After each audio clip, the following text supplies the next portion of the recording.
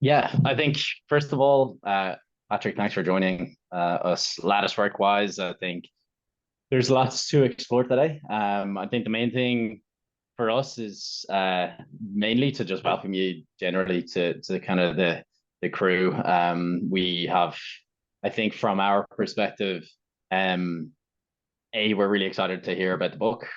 B, in particular, really excited to hear about your journey to get to the topics that you're exploring at the moment, and kind of the process that you've gone through to get to that point.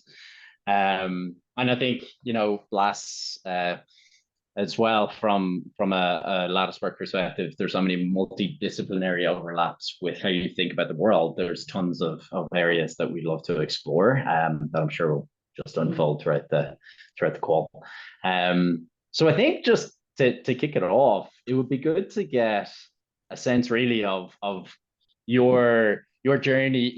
Really, I think with the book in particular today, what are the big questions that actually led you to writing this book in particular?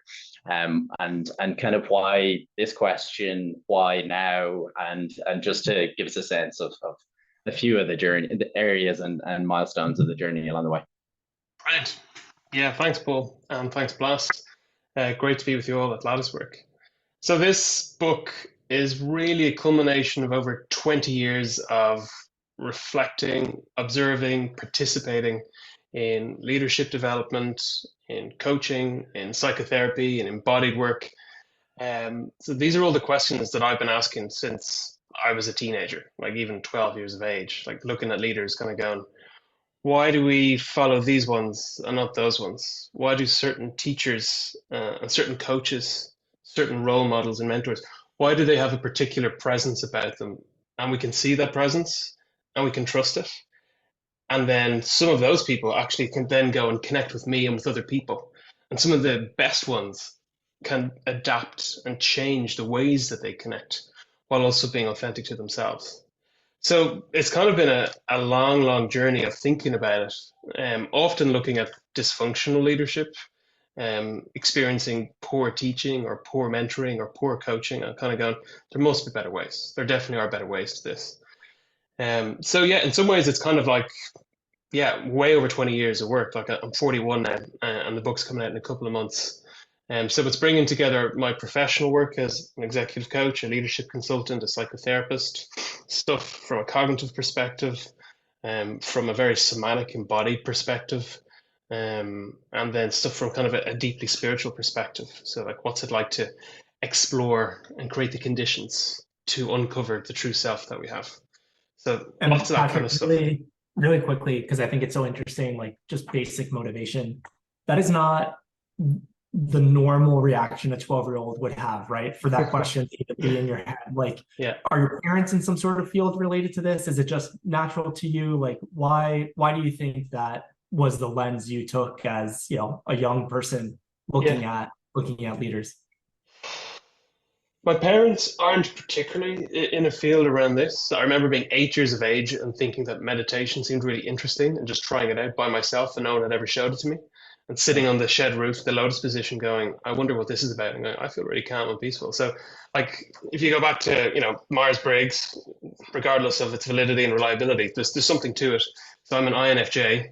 So that's kind of like the 1% of the population. There's a lot of inner world stuff going on. They tend to be most open to this way of thinking about the world, to global, holistic, integrated ways of experiencing life and being. So it was just my makeup. So I was very much an outlier's outlier growing up, just very interested in certain things that most of the other people my age weren't interested in. But there was just a sense of there's something to this, and this has a systemic knock-on effect in families, in communities, in countries, in societies, in organizations.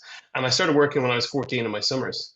And I would just look at how does leadership take place and how do people follow and why do people not follow and what happens to motivation and how do we cultivate followership and create culture that's going to be meaningful and impactful. So those are all the things that I was just noticing. So it was just my particular makeup, I think. Plus, I had a lot of challenges growing up, so there was a lot of pressure for me as an eldest growing up in my family to achieve and perform. And I was always kind of questioning it, going, I'll keep on achieving and performing, but why?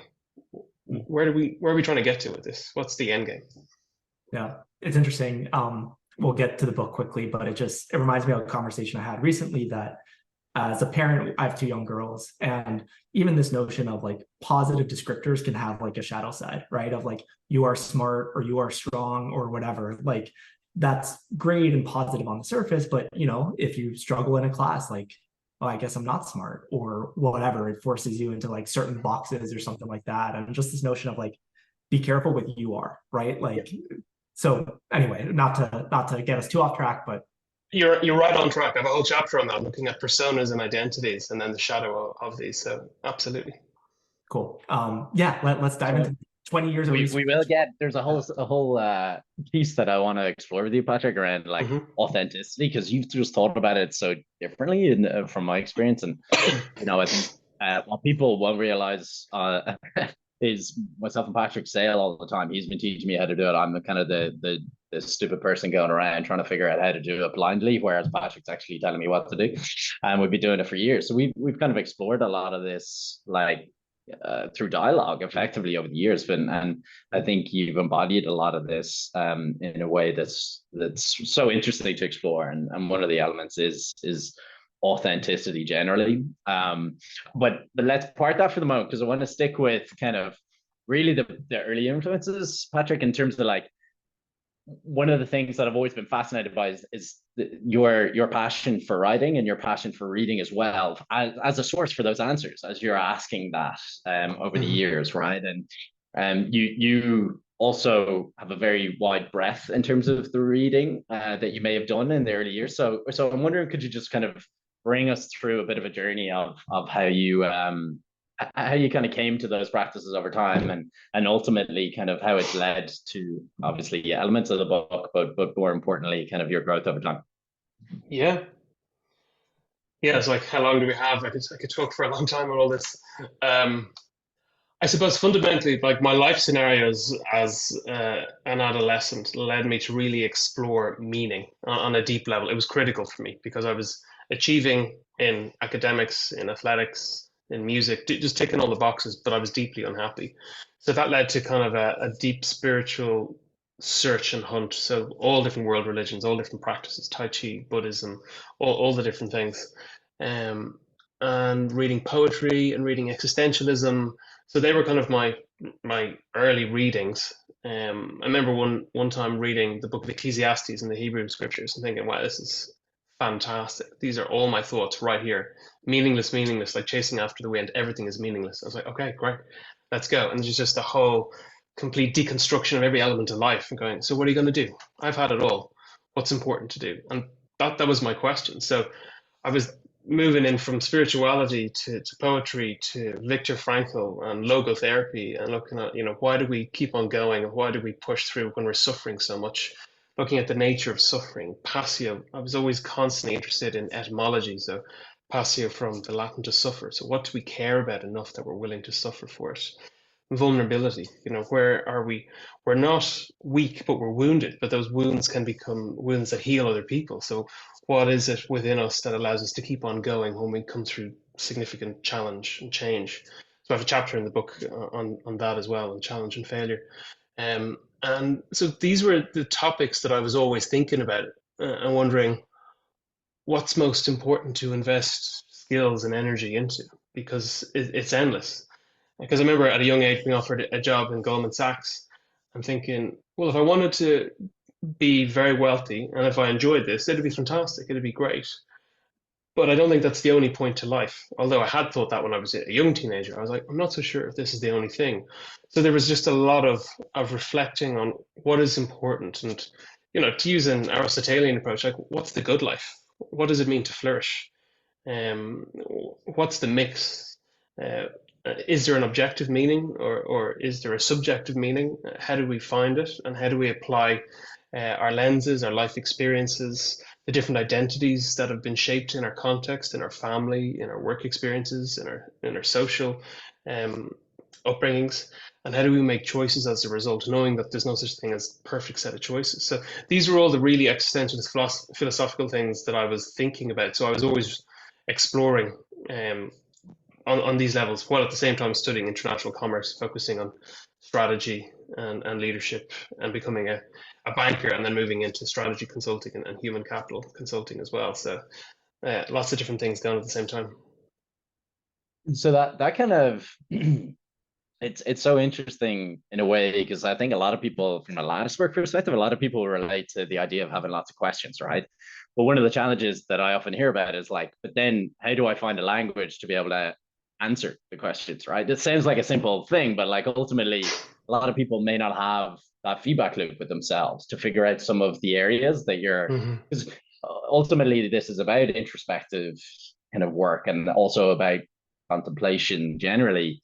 I wonder, like, how did you learn the art of doing that over time? And like, was it the practice of writing? Was it journaling? What type of things allowed you to learn the language of that? I learned really slowly and very badly. Um, Journaling was a big one. Uh, as a teenager, music played a part, journaling, lots of writing. Mentoring was a big one. I actively pursued and sought mentors. So I often had 5 different mentors going at the same time, and I just badger them, and I'd read books with them, and I'd read opposing books with them, and ask them more questions. And they were pretty much always guys who I really admired and looked up to, and they were often like 20, 30 years older than me. So that was a big piece. And then I'd look at like what they were saying, but then I was really looking at how they were living. And the big one for me was, is what you're saying matching up with how you're living? And do you have an agenda for me? So who were the actual mentors, or who were the people who kind of had some little bit of a coercive plan of how they wanted me to turn out in the future? And it was obviously the ones who didn't have a plan for me, but just wanted to be there for me. They were the ones that stuck around for the long term and had the biggest impact on my life. So then I went, well, what's up with them? How can they be non-attached enough that they don't need to force a young person into a particular mode, that they've got an ability to hold the tension of life and to see life as more of a dance than a sharpened arrow at the tip of a spear that's always going and pushing in a particular direction. So I would reflect on that. And I suppose I still have a couple of mentors like that, one in particular who wrote the foreword for the book, and just noticing that presence and asking a lot of questions and sitting with them. When I was 21, I started a men's group. I just felt I needed it and I wanted it, and I made it up with a friend, and we would just tell our story. We'd start off and cook a big meal, and we'd spend 45 minutes. One person would just tell their life story, and we'd all just listen. And then we'd answer some questions. We'd watch a movie or clips from a movie, and we just notice emotionally how are we feeling, and what does it conjure up? What thoughts do we have? How does it apply to our work life, our romantic relationships, our other relationships? We were doing a lot of kind of systemic, uh, experiential group counseling. We didn't know it at the time, but that's actually what we were doing. So there was just a hunger there, and I was going after it. Yeah, it's a really interesting one as well. I think I was even at an event yesterday with a lot of young students, and like a lot of their questions is around like, how do I figure out what I want ultimately, or how do I figure out the language to actually understand my intuition better? It's fascinating how some people are able to learn it and other people struggle. Okay, so we've gotten to the point in terms of the journey through to you getting into the professional world, dealing with lots of kind of the corporate strategy consulting space. Now bring us to book today and kind of your journey from there to now. It'd be interesting just for everyone to have a little bit of context before we actually get into the elements of the book. Sure. Yeah. So I became very disillusioned with the consulting that I was a part of. I was like, I don't see us being honest with clients. I don't see us delivering value, which was obviously the big quote of what we were trying to be doing, trying to do all the time. So I left that. I went to pursue my all-time dream of being a pilot. I was like, I'm going to finally do what I want to do for me. And I found out at the very last moment that I was colorblind. So that was a heartbreaking moment when I finally had the courage to do what I wanted in my mid-20s. Um, and then I was asked back by my old school, Paul Arrow School, to teach. So I went back teaching for 5 years, and that was massively enjoyable on many levels. And during that time, I started 6 more years of studying part-time at night. So I did master's, guidance and counseling, trained as a psychotherapist, trained in executive coaching, did a postgraduate qualification in theological studies.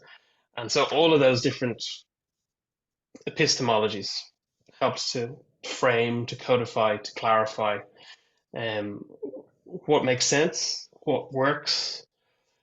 And then I, just over 10 years ago, then started my own company, and started to bring what I saw as being the best of all the different things that I experienced, that I've been trained in, that I'd seen in my network of other coaches and leadership consultants, and started kind of creating my own set of exercises and my own approaches as well, from some exercises that I created myself, some frameworks that I found very useful that I'd kind of stumbled upon.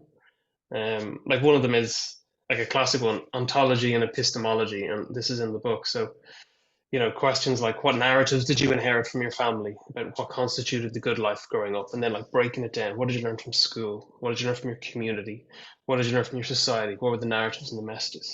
And then the epistemology of each of those ontologies. So for each of those answers, like, what are the sources? Who are the role models, the parents, the coaches, the teachers, the famous people, the religious leaders? What were the books, the sacred texts, or just other books that you keep on returning to time and again? You go, that's true, that's real, I believe it. The videos, the movies, huge part, certainly for me and my friends growing up. What are the narratives and the characters and the character arc developments that you kind of go, yeah, that is definitely true. So creating an exercise to look at how have I been shaped, and what's the role of nature, nurture, free will. How do I frame it? And then looking at the neuroscience is like, how does that change? Like, what happens? How do we deal with trauma? Like, even in my psychotherapy work, training in EMDR work and trauma-based and somatic work, and then bringing that into interpersonal life. So just bringing all these different frameworks together and integrating them in this overarching meta framework of contemplation. So that was the journey of getting to write the book. And Yeah, I it's can jump in sorry, quickly. go ahead. Sorry, Paula, to interrupt.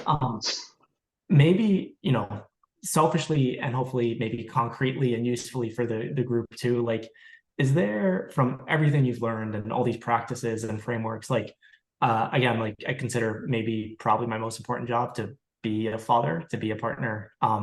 Is there anything I can be more thoughtful about, or things that are surprising or wouldn't be obvious maybe? Because, like, again, Danielle, who's over there somewhere, we try to be thoughtful about like our family values and like creating memorable memes that we repeat, right? So like we do hard things, and like having an example about that and a story to go with it, right? And kind of like make this integrated and easy to remember, and not just like a thing we think about, but like it's an action we live by, right? Kind of like what you say versus what you do. So like, I don't know, help me as a father be better. How can we maybe think about some of these things, or if that's a wrong vector, we can change. But I just thought it might be interesting to like think about that as a launching off point, maybe.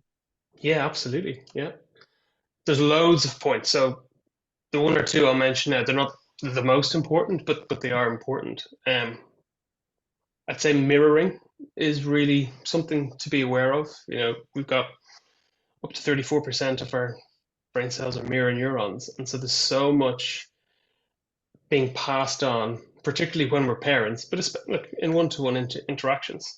So there's so much of our inner world is being mirrored to other people all of the time, and we're not consciously aware of it. So again, so the first 60% of the book is focused on how do we cultivate our inner world. And one of the chapters is looking at polyvagal theory, and looking at our nervous system states, and looking at how can we become aware of when we're triggered, when we're in a fight or flight or a fawn response, and what do we do with that, and becoming aware of it, and noticing the effect that has on our kids, noticing the effect that has on our partner or on people that we're working with, and being able to name it ourselves, being able to name it with them in conversation. And then sometimes we get all burnt out. We've had our fight or flight. We've used up all our cortisol, all our adrenaline. We're exhausted, and we drop down into our dorsal vagal state, and we're just recovering, and we might be in a freeze state. And then the key thing for us is, well, how do we change states? What are the simple practices we have? The sigh, the stretch, the smile, the gentle touch, the deep breathing, all those kind of things. I think they're pretty commonly known these days. How do we access our ventral vagal state so that we can get resourced consistently? Where are the places that we go that really give us the energy? What are the people that when we spend time with them, or even just thinking about them or looking at a photograph of them, that we come back into ourselves, back into our bodies? The activities that we do, from sailing to having a quiet coffee to reading a book to meditation, whatever it is, and the different times of the day and the times of the year. So mapping it all out, and then understanding how does my self-regulation affect other people's self-regulation, and how can I co-regulate. So practical story for this class, like remember when my son was born and he was screaming, waking up at night, I just go in and I know the theory, but I'd be exhausted. And I just hold him close to my chest with his screaming, and I just concentrate on me, catching my breath, centering myself, calming myself down, and just allowing him to hear my heartbeat and to slowly, over the next 3 to 5 minutes, becoming co-regulated with me. And then his little nervous system then would self-regulate as a result of co-regulating with mine. And seeing the theory in practice, and then going, okay, I'm going to go into a tense meeting in the next few days. How do I sit opposite someone when things are kicking off?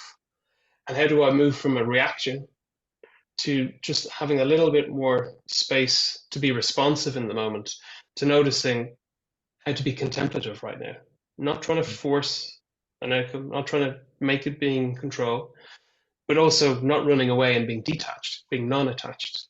How can I be present to what's happening, aware of what's happening with the other person, but bringing curiosity and an openness, and let's just see where this goes, and focus on our relationship and our mutuality, and focus on how my mirroring is interacting you and how your mirroring is interacting with me, and what's that doing to the dynamic, and how's that impacting the team, for example. Beautiful. It reminds me of this line of, how do you paint the perfect picture? You make yourself perfect and then paint naturally, right? Like start at home, right? And you get that right, and things flow from that. It's I love it. It's beautiful. Thank you. Yeah, and I guess like that follows on to the idea of like authenticity and like dealing with, I think the quote by Carl Jung, Patrick, that until you make the unconscious conscious, it will direct your life, and you will call it fate. I guess as a person who's gone through with not only kind of obviously for your own self, but also with clients as well, how does one try and figure out who their authentic self is? Like what does that actually look like, and what has surprised you about where people would trip themselves up in that process generally? Could I show a diagram to give a framing for this? Yeah, absolutely. Because this is an important piece in the book. Let me just share this. Hold on one sec. And Patrick, while you're doing that, just as a plug for people who aren't watching this on video, to the extent we can describe it verbally as well, that would be helpful. Brilliant. Okay. This is a model called the Three Domes of Meaning, and it's kind of a summary in many ways of many of the elements of how do we participate in the world. So what it is it's kind of like, think about the classic kind of Russian doll figure. So you have a little dome here, and then you have another dome of a similar kind of shape above it, and then another dome above that. So the first dome, the smaller dome in the middle, down at the very bottom, that's the dome of my inner world. So everything that's happening within me. Then, and there's a load of different contents to that, and that's kind of 60% of the book is looking at how do we approach this from multiple facets that integrate. Then we go up to the middle dome, which is my outer world and other outer worlds. So that's like the dome of my close relationships, my family, the people I work with, my community, my society, my country. And then there's all the other societies, there's all the other communities that exist that we interact with or don't interact with, but they're there. So that's other outer worlds. And then this is all framed within the context of the outer dome, which is the whole world or the story, or what I borrow here is the term, what is the great patterns that are always true. So things like love, forgiveness. No matter what religion you are, no matter what age you are, love comes across as love. Forgiveness is a healing experience. It doesn't matter what your beliefs are about it. There's something universal about it. So if I start with the inner world, so the thing about this is different people start in different places depending on their personality and depending on their orientation. Some people really like to start at the big macro picture. People who really like theory and understanding lots of different epistemologies and lots of different bodies of knowledge might often go there. And then maybe the last thing that they look at is their own life and their own inner world. I started off looking at my inner world, and from there I went to the whole world. So like the bottom dome all the way to the top dome. And then slowly I started making sense of, well, how do I participate in my outer world? How is my family of origin, people I work with, my clients, how have they shaped me? How do I shape them? What does influence look like in this context? So when we think about authenticity, Paul, to your question, the etymology of authentic comes from similar word to author. So it's how do we author our lives, which is all about narrative. And so what role has the narrative of my life experiences had, and where has that come from? So thinking from a sociological lens, there's many different ways of thinking of it. I like to think of it in the three parts that no sociological theorist likes. Maybe we're about a third nature, a third nurture, and a third choice, or a third free will, which means that there has been an impact of our family of origin and what we've had mirrored and what we've had role modeled to us that's shaped our narrative. There's also something in our epigenetics. There's something that we've inhabited and inherited. To use Jungian language, we're part of the collective unconscious. So that there's something that it's always there. There's archetypal patterns that keep on repeating themselves. So like, books and movies like Cloud Atlas really explore things like that, the archetypal. And then there's something about choices that I make here and now, and to what degree do I have agency. So then I have whole sections here that look at the scripts that I have. What have I learned, or what script have I chosen? And then our script is so fundamentally impacted by challenges we've experienced and how we've dealt with failure. So, and then it comes with that, like, how do we look at shame? How do we look at guilt? How do we pick ourselves back up again? What's the distinction between shame and guilt? Essentially, shame is something where we feel bad about who we are. Guilt is we feel bad about what we've done or not done. How do we make those distinctions, and how do we take action moving forward? Again, a lot of it is mirroring, mentoring, role modeling, and being exposed to other narratives. Then there's a whole section on like my atomic nervous system states, which is, am I able to honestly feel as I feel? Am I able to name the emotions? Am I able to name the sensations? Because that's a part of being authentic as well. We have to feel what we're feeling. We have to know what's going on. And then maybe over time we can learn to adapt those things, and we could learn to alter and change states in time. And that's going to be part of being authentic, because there's a time to say, I'm really annoyed, I'm really frustrated, and to let people know. And it's also authentic to go, well, I need some boundaries here. Although I'm feeling these things, this is not appropriate to bring this to a team or to a group of people right now. So then we look at multiple ways of understanding authenticity just from an embodied perspective. So what's appropriate? So I do have sections in this, which is part of a lot of my work with groups and teams, of boundaries. How do we navigate boundaries so that we don't become codependent with each other, so that we can have healthy interdependence? And what's the space in between? What's the gap look like? And how do we monitor that? And what does that look like in a team context as we try to develop psychological safety and then build towards high performance? And then sorry to jump in. One thing I've thought a lot about, and I don't know like a great answer, and I'm hoping you might. I think it's the Junto Institute has this like infographic of various emotions, right? And it sort of like lays it out in a wheel and whatever. There's like 100 of them, if not like more. And I feel like maybe this is me projecting / a male thing / an American thing, but like it's like angry, sad, like frustrated, and happy are like the emotions that people use day to day, right? But like there's obviously like so much nuance in between, right? And I think just that, like what you outlined between shame and guilt, like that's a super useful thing to know, right? Like an inherently I'm flawed versus like what I did was bad is like a very different mindset and leads to like very different things.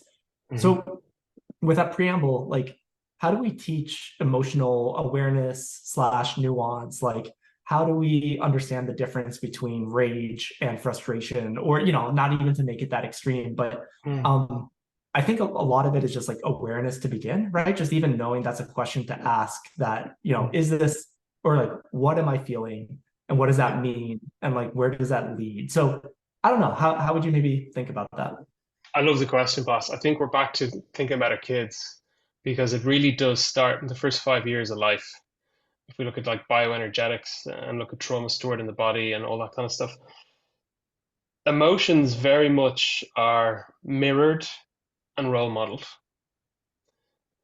I see it sometimes in my psychotherapy work where, say, the opposite has taken place. Somebody says, I feel sad, and the parent says, no, you're not sad, you're happy. And that happens enough Right. times. Yeah, yeah, But literally, that happens enough times. That can be one of the ingredients moving towards sociopath yeah, because somebody is not in touch with their own emotions and then they don't trust their own emotions and then they disconnect from their own emotions. They dissociate. And then over time, they can't connect with anyone else's emotions. So the opposite is what we're trying to do. We're trying to show and name and then keep on doing it again and again and say, how are you feeling now? What's going on? Like literally what I try to do, and I'm not saying I have right, but what I try to do myself is we read Thomas the Tank Engine with my son every night before bedtime. And we look at the faces and my wife and I, we go, how's Thomas feeling? How's James feeling? Do you ever feel that? Like it's so simple. But that's what they're teaching in school curricula now as well. It's like draw the face, name it. Where do you feel it in your body? And I'm glad that it is actually coming on stream now, but it does start at a young age and then it has to be mirrored and role modeled consistently. yeah. Super cool. And this is a small but maybe telling example. We have a babysitter we use a few times a week, and she's amazing. Like trust her completely. Beautiful girl. But Sequoia, our 4-year-old, the other day started saying, like, you get what you get and you don't get upset. And my wife and I are like, where did you get that? Like, that is like, no, like, we don't, like, that's wrong. Like, you might not be able to change it, but like, you can be upset and like, that's okay. And like, there's all these like, whatever sayings and pressures and things to like, just power through it, to be very puritanical and like, you just push and like, don't worry. Like, and again, small but telling story of like those little things just like stay in your mind, right? That's a catchy saying. You get what you get and you don't get upset. But like the extreme example of like, I feel sad and someone you admire or parent figure, authority figure saying like, no, you're not, like, you just like, of course you don't know how to connect, right? Like it's not a surprise. Anyway, so I love that. Like, what are they thinking? What are they feeling? And sort of like being able to draw those connections. That's it. But Blas, I think you're onto something very important there because each of those little interactions, you add them up and then you have a script. No. And then you have multiple scripts which form into an overarching narrative of this is who I am, this is how life goes, or this is how life should go. But these are the ingredients. And what you're talking about there, I mean, that's not only pointing to not being emotionally aware, it's also pointing to a fixed mindset. Yeah. Because your daughter, if she was to continue with that, would then go, well, we deny certain things and we just name them, and then we don't experience change, growth, adaptability, and challenge. So these are all the tiny little things that form the narrative. So I love it. It's good to name it. I appreciate that. Thank you. And one of the other areas, Patrick, I'd love to explore is the role of mentors and let's say, I don't want to use the word kind of thought leaders, but let's say in the Latticework community and myself personally, there's been many people that I would be led by because I would actually be interested in the same things they are, the same ideas that they may be exploring. And you may read the books about them and you follow that journey. And in Latticework, generally, we find, or definitely a few of the conversations that have come up are, okay, but how do I then detach from that after I've associated with the ideas? And how do I let go of the mentor, or how do I let go of the person? To be my authentic self, I needed to mimetically follow them to a certain point, but now I need to let them go. Be intrigued to just get your sense of that, and ultimately, any advice that you might have for people who are going through those types of phases, because my sense is there's lots of folks in our group who actually will encounter that. I love the question. These are my favorite questions. So two framings of this. One is the distinction between a mentor and a role model within the overarching framework of Carl Jung's morning and afternoon of life, which is one of the many life cycle developmental theories that I think is simple and helpful. So first, role model, mentor. So the role model is someone you look up to, but they're not necessarily connected to your life. But the mentor is the one who there's so much more trust on every level. And you're giving them a lot of power in your life. And we've got to be very careful and very boundaried about that, because there's a time when we're hungry and we need to have someone speak into our life for a period. But the point of speaking in is so that we can discover our own voice and that they can cheer us on to run with it. And then kind of the warning signs are when you start to discover your own voice and you start to sit up, you start to stretch out your chest, you start to speak, and you start to act with considerable agency in the world. And if your mentor at that point is trying to push you down a little bit, that's kind of the warning sign. Ideally, so this is again coming from a Jungian frame, where Carl Jung talked about the morning of life as being where we build our ego. And ego is a neutral thing, it's a helpful thing, and it's got a positive side and it's got a negative side. It's got a light and a shadow. And our ego is composed within the Jungian frame of multiple personas. And a persona is an old face mask that the Etruscan, Greek, and Roman actors used to have with a trumpet-shaped mouth. When you put on the persona, you blast out a particular voice into the world and everybody sees you in a certain way. And we have to develop personas. It's healthy and it's a part of growing up. So we become a parent, we become a leader, we become known as someone who's fun on a night out, we become known as an athlete. All the different identities that we're known for. Each of our personas has a shadow, and the greater the light that we have, the greater the shadow that we cast. And it's important to do shadow work and understand what can we not see that other people see, what do we deny about ourselves that we're scared to show into the world, all that good shadow work stuff. But then we come to about the ages of 40 to 55, according to Jung. And at this point, and it doesn't have to be a chronological age. Often for people who have grown up early, who suffered a lot long before that, they're ready to transition into the afternoon of life. The role of the mentor is typically to bring us to that point, that jumping off point where we move into a liminal space and start to transition towards the afternoon of life. And it's appropriate to have closure, to have gratitude, thankfulness, to say goodbye, to have some kind of a clean boundary where we either have a new parity with our mentor, where our mentor is like, I recognize, or we bring it up, I recognize that no, I'm no longer the mentor, we're peers. And then we can have a new form of the relationship. But if a mentor is not open to that, sometimes it's time to end the mentoring relationship, and that can be painful. I've certainly experienced that a number of times with different mentors. So I think the sign is if we're feeling a little bit constrained, or that they're trying to mold us into their image of us, into their projected image, their idealized image of us. And we're starting to notice, no, I'm becoming more myself now. And I'm moving from gathering all my personas and my identities into a more generative phase in life, which is the second half of life, or the afternoon of life, which is more about contribution, giving back, where we're actually, energetically and psychically ready to mentor others on a more ongoing basis. So it's the challenging piece of interpersonal dynamics of trying to change the relationship to a peer relationship, or trying to have some kind of healthy closure and go, I don't need this relationship to be what it was. I've evolved and changed. I'm not quite sure where I want to go next, but I feel like I'm moving into a different phase of my life. Does that answer it? Yeah, it definitely does. And I guess one short follow up is, so this presupposes that we know the person and that they're alive. And I guess the follow up question would be, what if the mentor, or well, maybe it's the wrong term, but the person that you may be reading about is alive in the 1800s and has very interesting ideas that you relate to. But I wonder, could you talk through like a healthy way of growing in, building a sub identity within that, but then shedding it as well? Because I think it's the shedding of it a lot of that's where it becomes complicated, and I genuinely don't know the answer to shedding that healthily. I don't. It's never something I've thought about. Sure. No, I love the question. So those kind of people, I personally refer to those as role models. Mentors are people who know us personally, and there's a mutual relationship and it's in real time. But then there's lots of role models. We read their books and we just think they're amazing.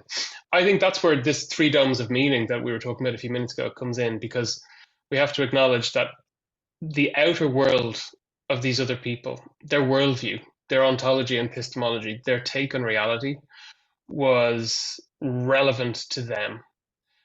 But as we are living and things are emerging and systems are emerging and we're evolving and changing and we're present to our reality now, it has to be the case that there's things that are relevant to us that were simply not relevant to those role models that have really shaped us. So I think acknowledging that is really helpful. In terms of how to do it, Paul, sometimes we need to go through some kind of a ceremony or even a ritual. And there's a distinction there. Ceremony is something that, there can be a formality to it, but it doesn't have a psychic energetic shift. A ritual has a psychic energetic shift. One of the things that they used to do after World War II in Japan, when they'd have these soldiers who'd come back from being on these Pacific islands for years, they'd come back and they'd be still in their uniforms, and they'd get the town council out and they get all the families and everyone there. And they'd say to the soldiers, "Thank you for being a loyal soldier. Thank you for being with us all this time. We now need you to take off the uniform and to stop being a loyal soldier. And we now need you to be a loyal husband and a loyal member of the community again." And there were these very emotional experiences as the whole community would acknowledge you've had an identity, a persona, and we need to acknowledge it. And now we need to move on and go, we need something else from you right now. And that was hugely significant, but it was needed to shake off the old identity, which just wouldn't shake. So some version of that that's more ritual than ceremony. And these can be created, and that can be really helpful. So talking about it is good. Talking with groups of friends about it is good. A little bit of a deconstruction of these are all the reasons I love this person. This is all the things that I received from this person. This is all the things that I've been taught. These are all the ways I still want to emulate them. And then here's where I sense I'm being guided right now. Here's where I sense I want to go right now. Here's what I'm learning now that my role model hasn't necessarily taught me, but I now feel like I've got some of the ingredients to be equipped to move forward. So that's kind of the cognitive side. But then just a suggestion, creating some kind of an important ritual with people that you care about, that can be the real psychic shift that often is required. So for a very holistic way of moving across those kind of transitions. It's just top of my head ideas as I'm talking to you. How does that sound? No, well, and I think it naturally is a place where I definitely relate to, and I know that a lot of the folks in the Latticework community would relate to, where you may have a ton of different folks that you've learned from and been influenced by, and I think a lot of us relate through ideas and through books and through content. That's kind of the main premise of what really the whole group are trying to build. But there comes a shadow with that, right? And so shedding some of that is as important as collecting, right? Otherwise, it becomes hoarding in a different form. So, and then it becomes heavy, and then we can lose sight of who we are in the midst of all our influences. Yeah, exactly. So one of the things that I also wanted to cover is the idea of theory and practice. So there is a ton of theory around these concepts. The space that you operate, there's a ton of theory, and then there's a ton of presence required to digest the dissonance, or whatever way we want to put it. There's just a balance required between the two. I guess I know that for me personally anyway, it would be fascinating to just hear how you try to anchor out of theory and get into presence and let go of that baggage when it comes to dialogues with folks. In particular around the book, obviously contemplative leader is a very it's a fascinating concept, but I think a lot of people want to understand why you chose that wording. So I wonder, could you just bring the contemplative kind of element out and just share why that term, and why I think, from your perspective, why you think that's such an important idea for people to embrace as they think about the next version of leading a business, or leading a company, or leading a team, or family. Yeah, great questions. So there's two questions there. So contemplation and then theory and practice. And they're kind of linked historically.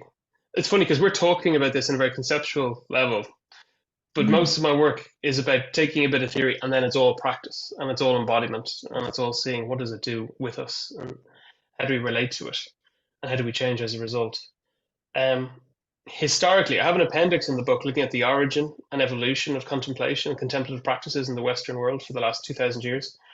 Um, Historically, there was no difference between theory and practice. That's a very Enlightenment concept in the Western world. It's very Cartesian. I think, therefore, I am. And how do we separate these things out? And then the question, well, how do we reintegrate and how do we apply? So contemplation vastly predates any of these, very recent 300, 400, 500-year-old ideas. So why don't I give you a quote from the book? One of the people I interviewed was like one of the leading experts in the world on contemplation. And then I'll give you his quote, and then I'll show you the diagram that I have to help us to quickly summarize it. So this is from Richard Rohr. So he wrote the foreword to the book, and one of the things he said in my interview with him was, "Contemplatives are individuals who live in and return to the center within themselves, and yet they know that they are not the center. They are only a part, but a gracious and grateful part at that." So I love that framing of it. Here's a little diagram that really gets at the heart of what I'm saying with contemplative. So this one here, attached is on one end of a continuum, detached is on another end of the continuum, and then kind of in the middle, but just a little bit outside of the continuum, is non-attached. So attached is when I have to be in control. So this is the classic leadership for decades, certainly since scientific management, last 150, 130 years or so. I need to be in control. I need to know what's going on. I need to control outcomes. I need to have a strategic plan, and I need it to make sense. And I need to have streamlined cascade down from the top tier management all the way down, making sure we have hierarchical, reliable, steady ways of doing things that are predictable and ongoing. So it's treating life like a machine, so like a mechanism. Again, there's some benefits to it. There's some helpful ways of focusing. But often, if we've been brought up with that kind of framing, that kind of meta-narrative in our society, in our family, in our culture, in our organization, if we don't get our way, we can often swing the pendulum all the way to detach. We're like, oh, I don't care. What's the point? It's too difficult. I can't control it. I've experienced burnout or experiencing depression. And then we kind of go back a little bit and we go, let me take a theory. Let's look at systems theory. Let's look at fractals. How does that impact on organization development? Is it working? Is it not working? And then we can swing back a lot. Non-attached, I'm using as a synonym for contemplation in the book. So anytime I say contemplation, I'm really saying non-attached, which is I'm present to what's happening. I'm aware of what I want. I'm aware of the outcomes I'd like to see given the current information and the current intuitions that I have. But I'm going to trust that my myopic vision, the small amount of data I have and the small amount of influence I have in the whole big picture of the organization, of the team, of the emerging market, and of the evolving universe, that it's only a teeny tiny part. So the most important thing for me is to be present to where I am right now, be present of my awareness and of my consciousness, be present of what I'd like to see happen, be present of how I'm interacting with others, all the different stakeholders, and hold the tension of not insisting on getting all those outcomes that I think I want right now. So how, as I keep on going, and as I keep on talking with my partners, with my team, with my group, with our clients, how do I keep on having conversations that are open-ended to a point, obviously all framed within certain milestones and contexts, but where we can create the space and allow the space for things to emerge so that we're not trying to hold things to be definitely a certain way all of the time. So I think that's kind of the big idea. And for that to happen, that's an inner job. That is the inner work that we need to do to allow the narratives and to allow our own stories and our embodiment of things to create the space and to have the practices that allow us to do this. And this is, I think, where the practices comes in. And this is coming from mindfulness research, from MBSR courses to MBCT courses. So looking at formal practices of meditation and other formal practices that literally train our brain and train our nervous systems so that we're predominantly moving in more of a ventral vagal nervous system state, so that we are less reactive to triggers in our environment, so that we don't get the amygdala hijack immediately, so that there's a little bit of a poise about us, so that as we go in and lead, we also have more global thinking, and we have a densification of brain cells in our neocortex. So there's more happening on an interpersonal, social level as well. We're more aware of the mirroring that's happening, what's happening with other people. There's formal practice that's required, and then that leads into informal practices, which is like, how do we structure our meetings? How do we create time to listen? How do we have spaces to hear from other people? How do we not just jump into making decisions, but sit with them and have different cadences? So there's loads of implications and applications of that. And so it naturally kind of leads us to this theory versus practice piece, because my sense is there's a lot of, definitely, I'll speak for myself. I think there's a lot of interesting views and theory in leadership, but actually, what I find lacking often is examples of kind of it in practice, because a lot of the best leaders, I think, are hard to find information about unless you're in their kind of inner circle, right? And I certainly find that a lot of the books that might sell with big numbers are actually just talking about popular examples of extreme cases of leadership, but they're not actually talking about the embodied contemplative leader that you are referring to, I think. So it'd be interesting to just explore what an organization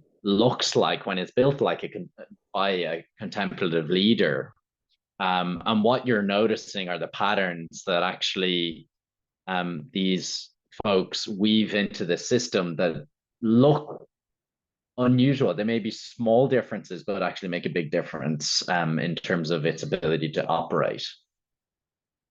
Yeah, no, it's a great question. And I think what you're saying about the examples, is it the extreme examples, is it the few examples? What I'm talking about here isn't widespread yet. It's not the standard.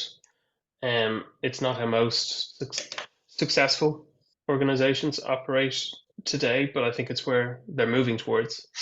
I have a chapter at the end of the book which applies spiral dynamics to leadership development and the evolution of leadership, and how there's different ways of leading in cultural contexts, depending on what the predominant consciousness is of the whole culture, and then what's required from leaders to do that.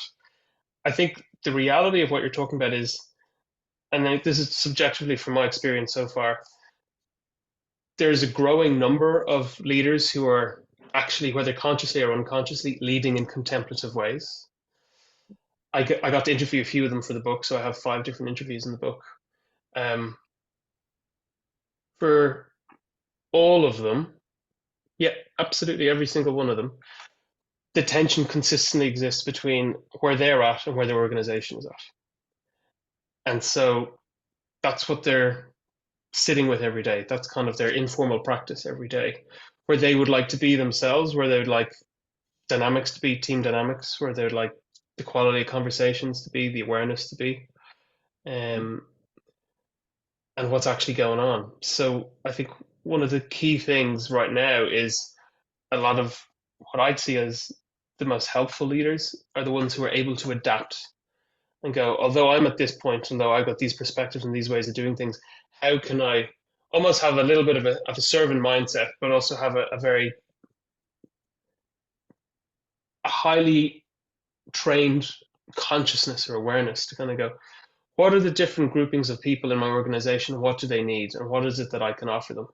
Which means in some situations, there's people in the organization that are all data driven. They're all about efficiencies. They're all about outcome, keeping things tight. So how can I support them, cheer them on, give them the resources they need, yet at the same time, encourage them towards the next evolution of their own leadership, which is a more inclusive understanding of all the different stakeholders and all the different stories and all the different narratives of different people, and not just to be outcomes oriented the whole time. There's leaders who are in organizations and in markets where hierarchical, bureaucratic organizations are still the way to go, and then that's just it. So the challenge for the leader is, how can I not take my frustration at the realities here, and how can I meet the people where they're at and go, yeah, you get the corner office, you get whatever perk it is you want, you've got the title, you've got the thing, you've got the power, and you got the positional leadership. I'm going to encourage you to it, but I'm also going to encourage you to just go a little bit beyond your comfort zone and moving a little bit more towards, efficiencies and how do we think at the margin. So I realize I'm still talking in generalities, but it does look different in every context. I think, there's some great leaders who maybe they're not necessarily contemplatives, but they're trying to codify what it is they're doing in their organizations, and they're trying to focus on the culture. You've got Ray Dalio, you've got principles, you've got these things where it says, we explicitly name who we are, what we're about, and what we're aiming for. And this is what we're aiming to create on a vast scale. And I think there's a time and a place for that. And then for a contemplative leader, it's to go, let's embrace that for a season. And then what's the next iteration? How do we respond as our organization emerges and evolves, and as the people that we work with emerge and evolve, and as their climate and as the stakeholders emerge and evolve? So there's the beginning of an answer. To be honest, the book only has 3 chapters at the end on the beginnings of this. It's mainly focused on cultivating this within ourselves. But what I kind of say at the end is, there's different examples. There's a nice book by Frederick Laloux, Reinventing Organizations, written a few years ago, which looks at some of those applications and specific examples. But again, they are kind of outliers for now. But my sense is that this is becoming less of an outlier kind of organization, and it is emerging and evolving. Yeah, because two of the things that come up quite often in our conversation around businesses, it tends to be around, why do some of the more established businesses that have been around and serving communities, let's not even talk about size or scale or revenues or whatever, just like serving communities and adding nothing but value, why are they so high trust? And how do they build that trust in a different way through the organization?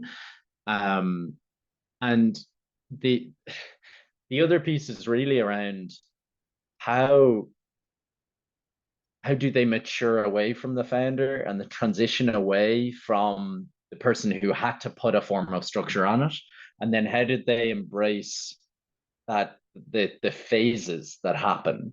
And I wonder, like, on the trust piece, have you noticed that there is more trust in an environment and in the teams that would be considered kind of contemplatively led generally? And if so, how do they build trust differently, and how do they define trust? Is it actually something they do consciously, or is it just something they have to have subconsciously? Vast question. I love it. So many ways of answering it. I think it's different. I don't think it has to be a contemplative organization. I mean, it's very possible to develop trust while also being massively outcome oriented and very driven in that way for a period of time, until people no longer, the narrative of this no longer serves them. And then you have to re-examine, what are we doing, why? And then it changes. It has to change. There's a couple of things that I think about. I have them in a chapter here in the book on team dynamics and the evolution of teams. So I think there's ways of looking at trust, and I talk about 4 levels of trust. And then I think about, there's lovely research by Amy Edmondson on psychological safety. And I think what you're talking about is, how do we create the conditions for psychological safety so that we can engage in conflict in a healthy way, that we don't get caught in the storming phase of the Tuckman model and actually move from storming to norming, find our principles, and then over time keep on doing those principles so that we can move from performing to high performing, and then we can actually do something of significance at scale. So those 3 things are very well researched, and it's essentially framing things as a learning problem rather than as an execution problem, which is an application of growth mindset. So how do we frame things as a learning problem? Then how does a leader display vulnerability? So to display vulnerability means that they're authentic. And I'd argue that to do it really well is to go on the inner journey that I talk about as the inner journey of contemplative leadership. So we're able to display fallibility. I made a mistake because we are comfortable being vulnerable, because we've applied the depths ourselves and we're not trying to put on some kind of a outer show and a glow. We don't have an idealized self-image. We don't have a particular persona as part of our ego that has to be the all-powerful, the excellent. We can go, look, I don't know, I'm learning. Will you learn with me? Which is the third characteristic of psychological safety, which is ask questions and actively role model curiosity so that other people around you have the freedom to ask questions and role model curiosity. So there's no such thing as a stupid question. And then we spend a lot of time asking questions. So I think that's kind of a fundamental thing of that's how you know trust is in place because psychological safety is there. And then I think of trust, and stop me if I'm not answering your question. I'm coming around to it. No. This is exactly. No. Please go on. Okay. Great. So I think of trust on 4 different levels. I didn't invent this. I learned this from a friend who had learned it from other friends over time. But the first level is, do I trust the ability of this other person? Are they able to do the job? Are they able to do the task that I've asked of them or that they've committed to doing? So yes or no. Do they have the training, the experience, the background? Yes or no. And if yes, we'll do it and we'll report back on it. And if no, we'll talk about what actions need to be done differently, what setup, what feedback, what feed forward, what are all those good things that need to be done in a structured way so that there's freedom for the person to have autonomy and to hopefully have mastery and then hopefully have a sense of purpose as they go. It's kind of drawing on Daniel Pink's book Drive, so let them go with that. Then there's the timely element of trust. So is somebody completing a project on time? Are they responding to emails on time? If not, we need to have a conversation for action. What's up? Is it your organization? Is it your systems? Is it your calendar? Do you need some help with your workflow? Or is there something else going on? Do we need to talk about it? And those levels are pretty much levels of trust that are action oriented and we can talk about them. But then we get to the deeper levels of trust, which is about communication and honesty, which is the next one. And that's, do I believe that this person is telling me all the information that they are allowed to tell me at this point in time? Or are they lying to me, or are they hiding something from me? And that's when it starts to get quite personal. If a person is withholding information from us, over time, that's going to lead us to really start to think about the relationship and really start to wonder. That's when we find ourselves waking up at night and waking up early in the morning and coming out of the meeting going, what was that? That doesn't seem to add up. All my mirror neurons are kind of firing, saying there's something a little bit off there. Like my gut instinct is just telling me there's something off.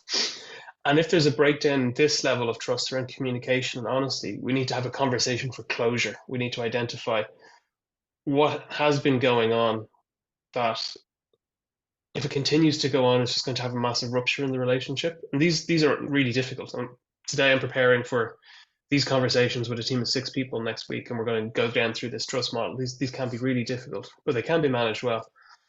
And then the final level of trust is where it's about, is this person for me growing and flourishing as an individual or not? Like, do they care about me on a human level? Or is it purely transactional to them? And sometimes it can be helpful to know it's purely transactional. I work with people purely transactional. They have no interest in me or my family. Took me a while to work out that this was the case, but now I've got some boundaries in place so I can do it. But then I've also worked with people who did seem to care, and then all of a sudden they just tried to run me under a bus. So then I was really hurt. So we needed to have conversations for closure. So I think looking at trust through those lenses of like ability, timeliness, honesty, and is this person for me or not?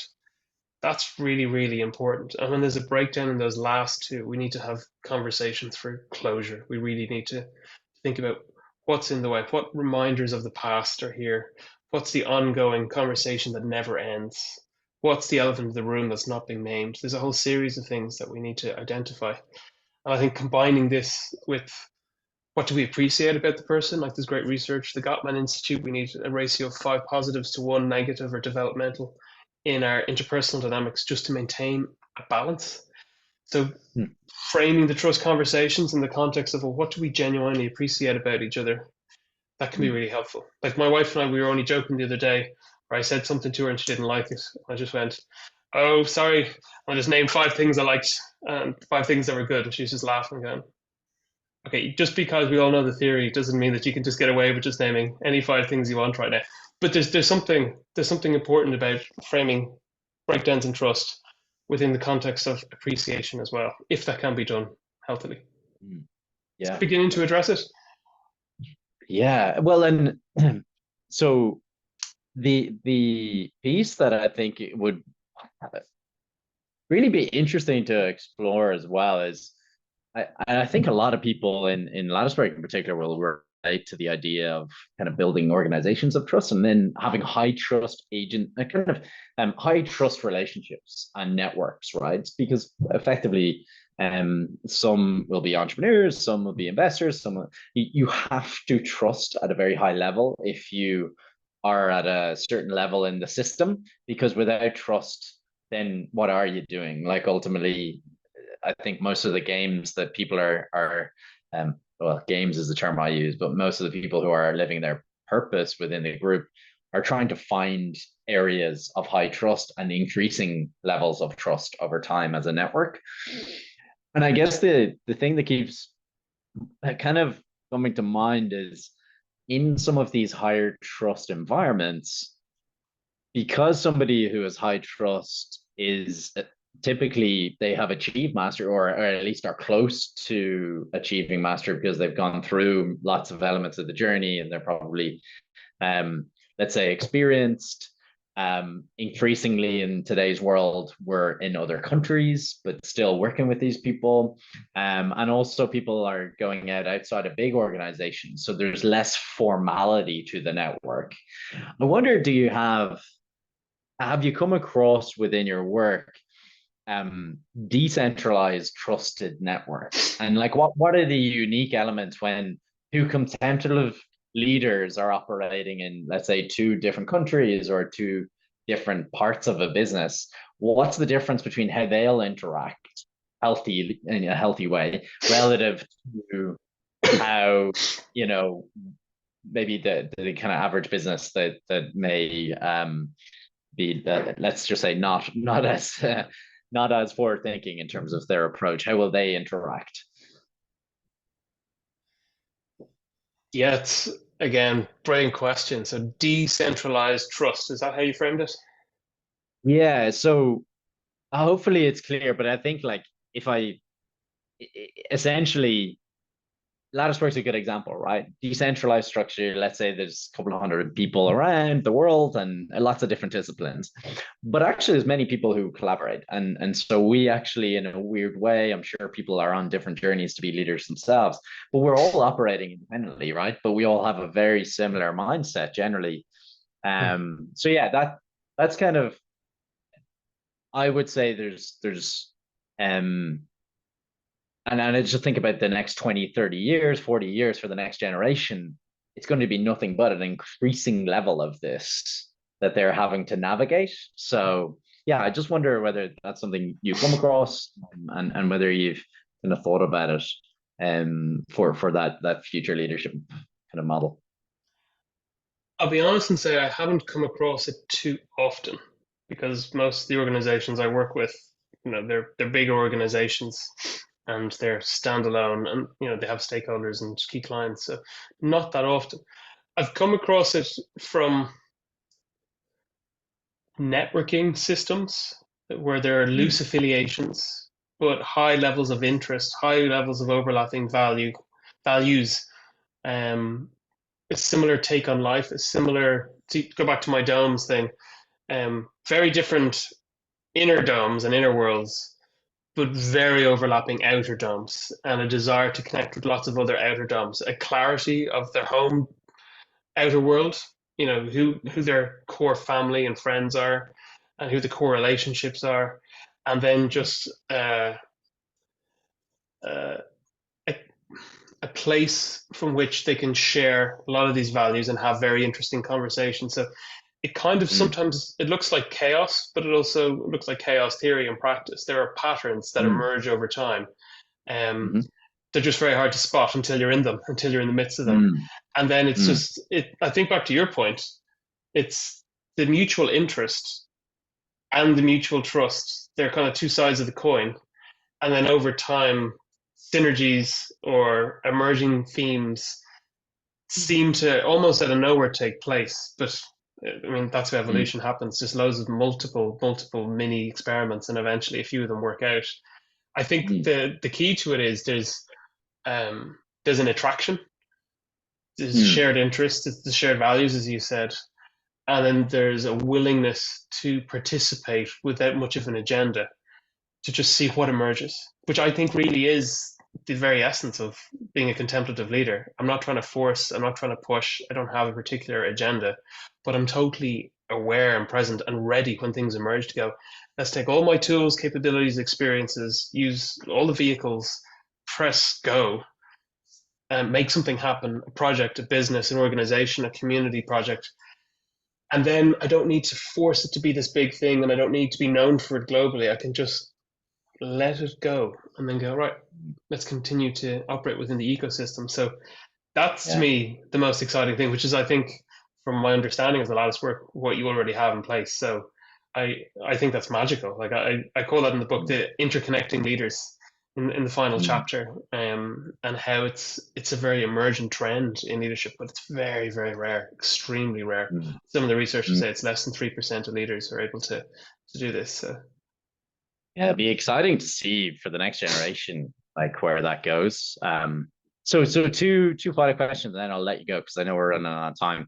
I'm good. First one is actually around how does a contemplative leader, or at least just from your perspective and from your experience, how does a healthy organization define success over time? What metrics were Patrick to have to fast forward 30 years and look back and say that's a healthy organization? I think what kind of metrics would you use, and how, and feel free to leave behind any models that didn't work or anything, but yeah, let me leave it at that. What would be the metrics that you think a healthy organization should use when they're trying to assess the kind of healthiness of their system or their company or their community over time? Well, let's stick with companies, but their system.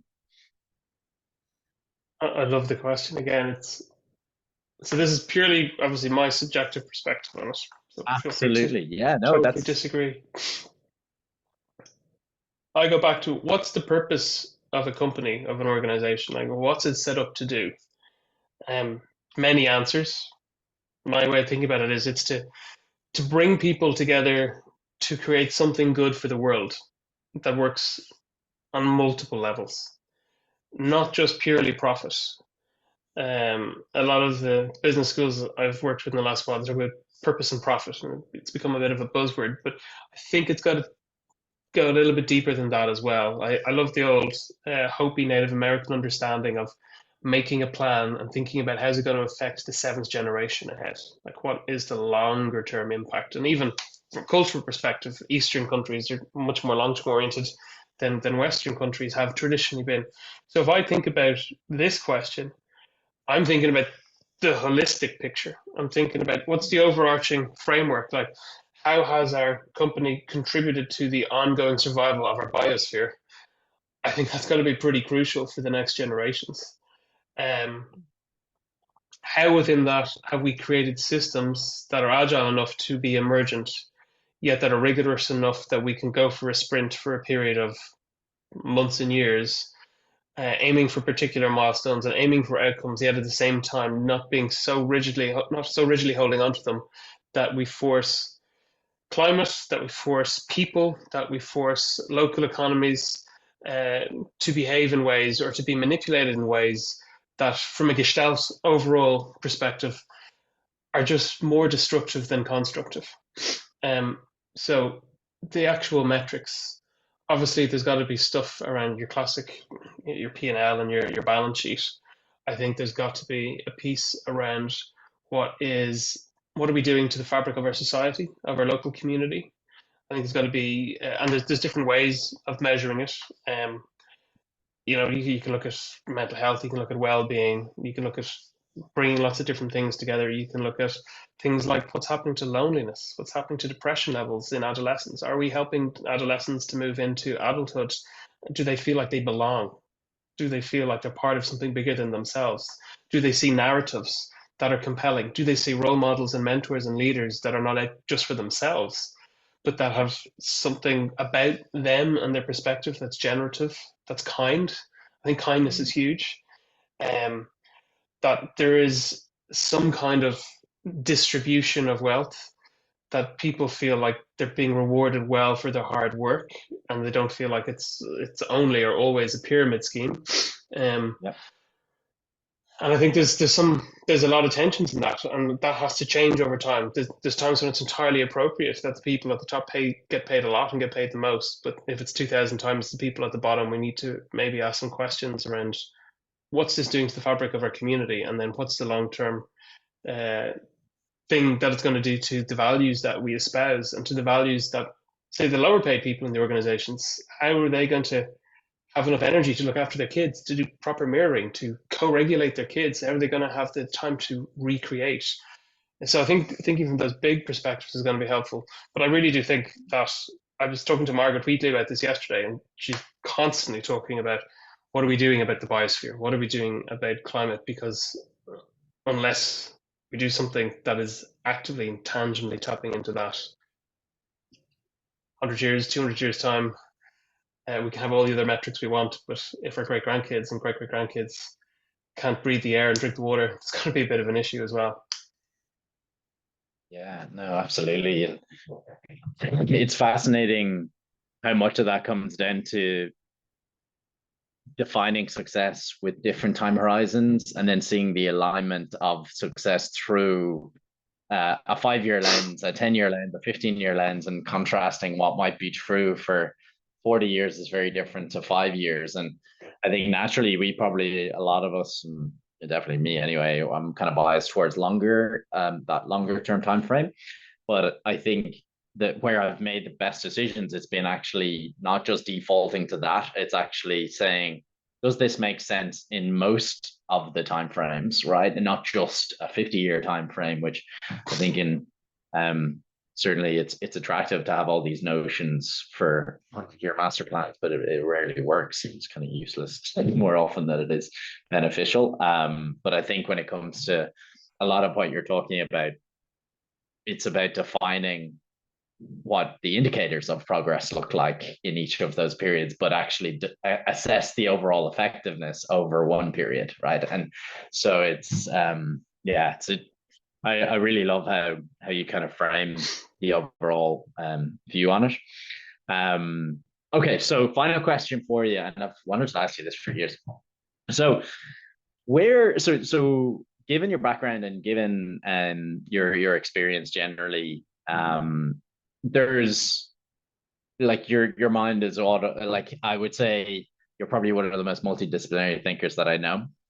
So the question is like, where have you noticed that people perceive barriers or distinctions between subjects and between like ideas or ideologies, but you notice similarities, and that they may not actually, those barriers may not exist? Like what appreciate it. We don't have a ton of time to go into lots of new around it, and I probably should have asked it far earlier, but I just wanted to get your kind of quick view on like where you see universality or perennial principles where others may see silos, if that makes sense. Okay, so this is just like the closing question. I love it. Oh, it's great. These are my favorite questions. So many ways of approaching it. So perception is a key concept in there. And the fact that we're so myopic, whether we like to believe it or not. Like, there's 1.2 to 1.4 gigabytes of data available to our five senses every second. We can only process 60 to 120 bytes. So we're constantly deleting, distorting, and generalizing things all the time, and we do it unconsciously. So that's just even, the entry answer to that, because we're just not aware of what's happening. This is where I think the contemplative mind, the contemplative presence really comes in, because the whole point of it is, can I be as present as I can be here, right now, in this moment, in this place, with everything that's going on within me and with others, to the best of my ability for now. And also be globally aware of the wider context and have both and at the same time. That's the whole point of it. Now, where I think a lot of this, so the reason that we don't integrate and we don't see patterns and associate them, I think it comes from unconscious fear. We have narratives. Back to those three domes that I showed earlier on. We have all these narratives that we've inherited from others, and we have narratives that we've inhabited ourselves. We've got trauma that we've experienced, we've got challenges and failures and things that have gone wrong. And when things go wrong, we tend to just become impaired for a period of time, and then we just about return to business as usual. And maybe some of us experience post-traumatic growth, and maybe some of us experience transformation. But for most people, we don't. So what happens is our worldview shrinks and shrinks and shrinks until it feels controllable. And we usually don't choose it to shrink consciously. But the choices that we're making, the friendship groups that we have, the people we spend our time with, lots of research into this, from the amount of money they make to the amount of money we're going to make, to the education level, to our thinking patterns. It's all going to be correlated within a particular distribution.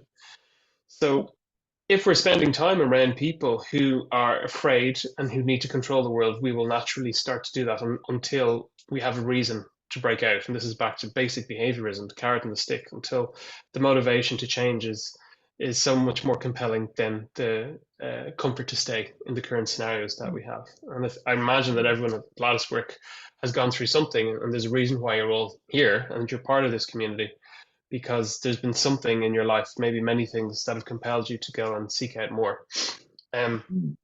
So I think like a lot of it is fear, and a lot of it is a desire for control. And I think that when we can acknowledge our fear, shine a light on it, sit with it, allow it to be transformed, allow other people, mentors, role models, communities to have a say, but also do our inner work, that's when there's freedom for narratives to be transformed.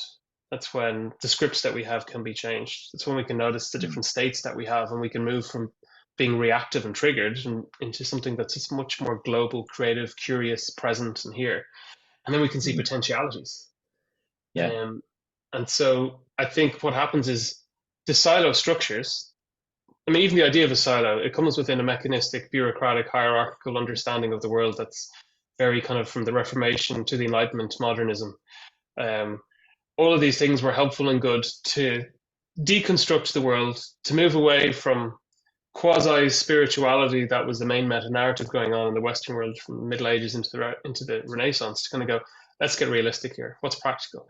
But then the metaphor, as Margaret Wheatley talks about in Leadership in the New Science, a classic of hers, the metaphor of the machine just meant that we wanted everything to be inputs, throughputs, and outputs.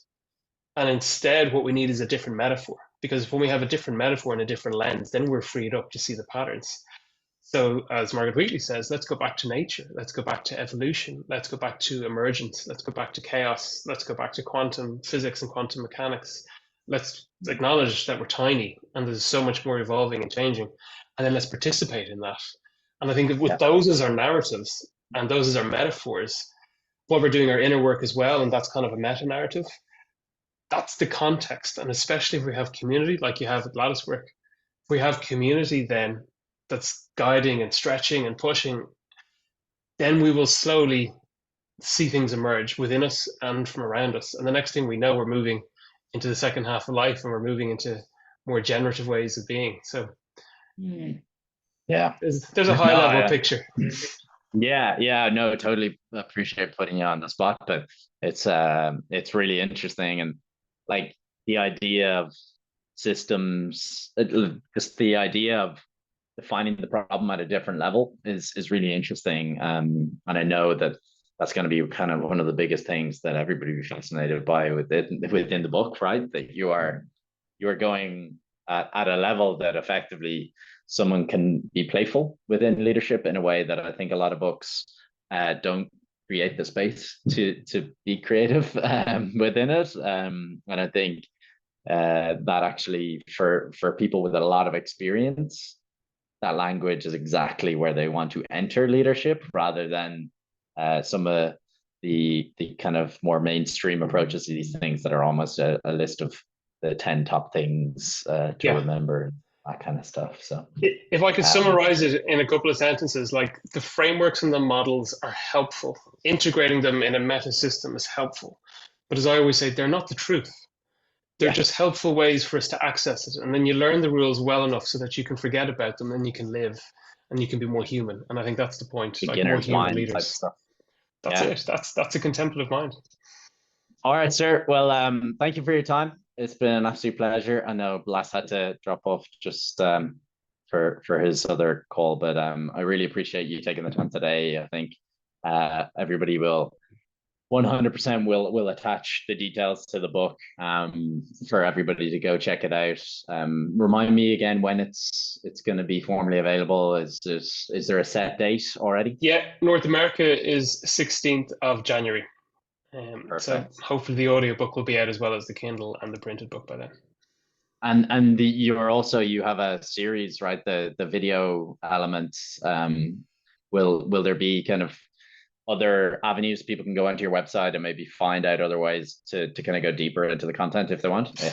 Okay. Yeah, absolutely. Yeah, the contemplativeleader.com. So the online course will be going up at the end of January as well. So the first chapter will be free to view, and there's going to be a free masterclass to view as well for a few months.